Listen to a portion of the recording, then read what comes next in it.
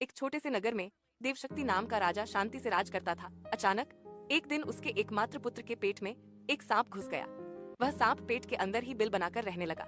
राजकुमार हर दिन और ज्यादा कमजोर होता गया। वह कुछ भी खाता तो भी पच नहीं पाता था। राजा ने देश विदेश के सभी प्रसिद्ध वैद्यों को बुलाया। सैकड़ों तरह के उपचार किए गए, लेकिन कोई भी फायदा नहीं हुआ। निराश होकर राजपुत्र ने अपना राज्य छोड़ने का फैसला किया। वह कई दिनों की यात्रा करके दूसरे प्रदेश में पहुंचा और वहां एक मंदिर में रहने लगा। उस प्रदेश का राजा बलि था, जिसकी 2 बेटियां थी। दोनों हर रोज सुबह पिता को प्रणाम करने आती। बड़ी बेटी हर बार कहती, महाराज जय हो, आपकी कृपा से ही सारे सुख मिले हैं। छोटी बेटी हर बार कहती, महाराज ईश्वर आपके कर्मों का फल देता है। ये सुनकर राजा बलि को हर बार गुस्सा आता था। एक दिन गुस्से में आकर उसने मंत्री को बुलाया और आदेश दिया, इस कटु वचन बोलने वाली का विवाह किसी गरीब परदेसी से कर दो। मंत्रियों ने आज्ञा मानी। मंदिर में रहने वाले राजपुत्र से ही उसका विवाह कर दिया। राजकुमारी ने बिना कुछ कहा उसे पति मान लिया।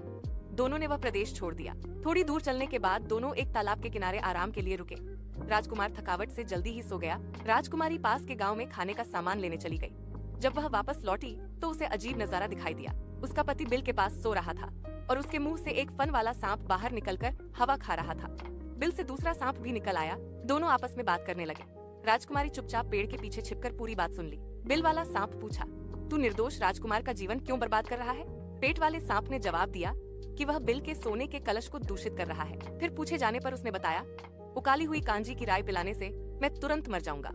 राजकुमारी ने तुरंत उपाय तैयार किया, पति को पिला दिया। कुछ ही देर में सांप मरकर बाहर निकल आया। बिल खोदने पर सोने से भरा कलश मिला।